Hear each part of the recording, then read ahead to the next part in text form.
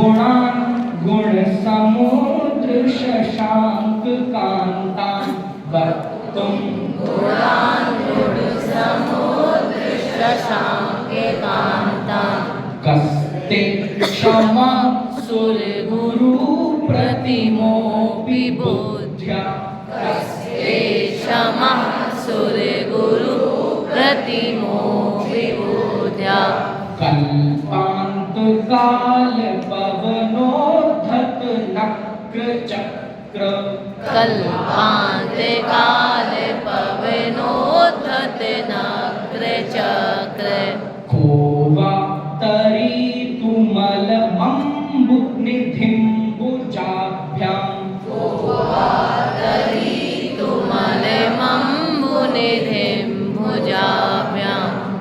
अब फिर से आचार्य एक और उदाहरण से अपनी लघुता अपनी सामर्थ्यहीनता प्रकट कर रहे हैं। एक और उदाहरण से, तो उदाहरण लास्ट की दो पंक्तियों में होता है, तो पहले हम लास्ट की दो पंक्तियां देखेंगे। देखना ध्यान से, कल्पांत काल, इसको भी समझेंगे। कल्पांत काल, कल्प के अंतिम काल में पवनोद्धत, पवन माने हवा, उद्धत माने जो चल रही है, उद्दंड हवाएं चल रही हैं, तीव्र हवाएं चल रही हैं। कब? कल्प के अंत काल में। और नक्र चक्र, नक्र माने होता है मगरमच्छ, चक्र का मतलब होता है समूह, मगरमच्छों का समूह उस समुद्र में, अभी आगे बात आएगी, मगरमच्छों का समूह को वा कौन होगा, तरीतुमल मम्बुनिधिं, तरीतुम, तरीतुम माने तैरने के लिए, किसमें तैरने के लिए? मगरमच्छों में।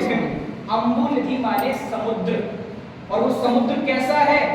उस समुद्र में हवा के उद्धत होने से नक्र चक्र है, मतलब मगरमच्छों के समूह उद्धत हो रहे हैं।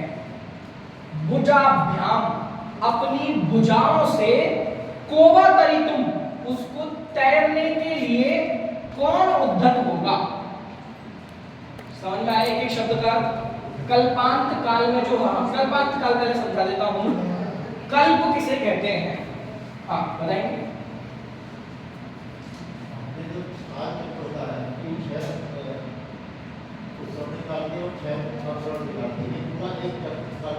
बढ़िया बढ़िया। जो काल चक्र है उसमें पहले तो उत्सर्पणी होता है। उत्सर्पणी माने कि जिसमें सब कुछ बढ़ता हुआ होता है, मतलब पहले छठवां काल माने दुखमा दुखमा, फिर पांचवा काल जो अभी चल रहा है दुखमा, फिर इसके बाद दुखमा सुखमा, फिर सुखमा दुखमा, फिर सुखमा और सुखमा सुखमा, ये हो गया उत्सर्पणी। फिर ये उल्टा साइकिल चलता है, तो एक उत्सर्पणी और एक अवसर्पणी। अभी क्या चल रहा है?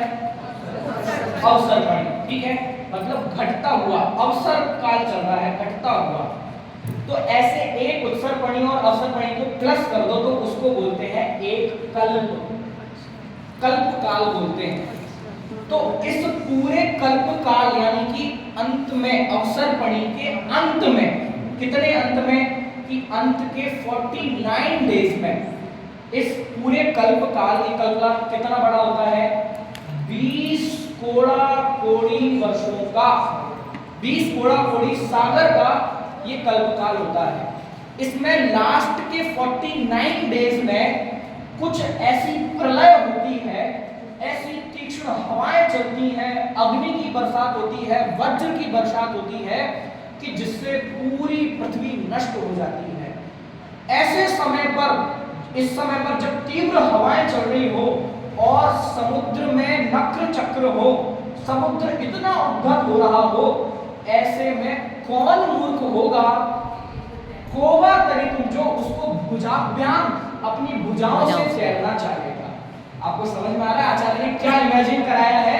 अपनी सामर्थ्यहीनता को बताने के लिए कि मैं तो आपके सामने कुछ भी नहीं, आपके गुणों की भक्ति करने के लिए ताकत ही नहीं है। कैसी ताकत नहीं है? कि उस भयानक हवा चलते हुए समुद्र में भयंकर मगरमच्छ घड़ियाल है, कौन मूर्ख होगा जो उसको तैरना चाहेगा?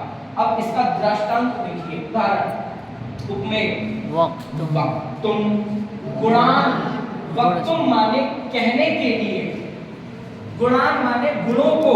हे भगवान, आपके गुणों को कहने के लिए गुण समुद्र, आप तो गुण समुद्र हैं। जैसे वो अम्बु निधि जिसमें नक्र चक्र डोल रहे हैं, आप ऐसे ही गुणों के अगाध विशाल समुद्र हैं। और शशांक कांतान, आप चंद्रमा की तरह कांति वाले हैं। ये दो विशेषण दिए, गुण समुद्र और शशांक कांतान। अगली लाइन दूसरी, कस्ते क्षमः, कह ते, कह मतलब कैसे, ते आपके, क्षमः सक्षम है आपके गुणों को कहने के लिए। वक्तुम गुणान, वक्तुम माने कहने के लिए, गुणान माने गुणों को। कस्ते क्षमः, उनको कहने के लिए कौन समर्थ है? कि सुरगुरु प्रतिमोपी बुद्ध्या, सुरगुरु माने देवों के भी गुरु। एक लौकिक प्रचलित मान्यता है कि देवों के गुरु का नाम है बृहस्पति, ठीक है? तो स्वयं बृहस्पति भी आ जाए, सुरगुरु प्रतिमोपी बुद्ध्या, प्रतिमोपी माने उन सुरगुरु के समान कोई बुद्धिमान भी आ जाए। प्रतिमा, प्रतिमोपी माने समान, उनके जैसा, अपि माने भी, बुद्ध्या मतलब उनकी जैसी बुद्धि के द्वारा भी। कस्ते क्षमः, आपकी भक्ति कैसे की जा सकती है? कि नहीं की जा सकती, कि जो इतने बुद्धिमान हैं कि देवों के भी गुरु हैं, ऐसे बृहस्पति के द्वारा भी आपकी भक्ति नहीं की जा सकती है। इसके लिए क्या उदाहरण दिया कि जैसे उस भयंकर हवाओं वाले समुद्र को कोई भी अपनी भुजाओं से तैर नहीं सकता है, ऐसे ही हे भगवान, जो आप गुण समुद्र हैं, चंद्रमा की तरह कांति वाले हैं, स्वयं सुरगुरु, स्वयं बृहस्पति भी आ जाए तो आपकी भक्ति करने में, आपके गुणों को कहने में, वक्तुम गुणान कहने में कौन समर्थ है? ये भगवान के अनंत गुणों का उन्होंने अवक्तव्य कहकर उनकी भक्ति की। कि जब सुरगुरु भक्ति नहीं कर सकते हैं, आपके गुणों को कह नहीं सकते हैं, तो मैं तो आपकी भक्ति करने में अत्यंत असमर्थ हूँ। समझ में आ रहा है? कैसे आचार्य देव उनकी भक्ति करने के पहले ये बता रहे हैं कि मैं तो बहुत अल्पश्रुत हूँ, आगे कहेंगे मेरे को आपकी भक्ति करने की सामर्थ्य नहीं है। ठीक है, आइए पढ़ते हैं। कोई शब्द समझ नहीं आया हो तो पूछ सकते हैं। सक्षम, समर्थ, क्षमा माने सामर्थ्य, ठीक है? कि किसकी सामर्थ्य है? हाँ, शशांक माने चंद्रमा।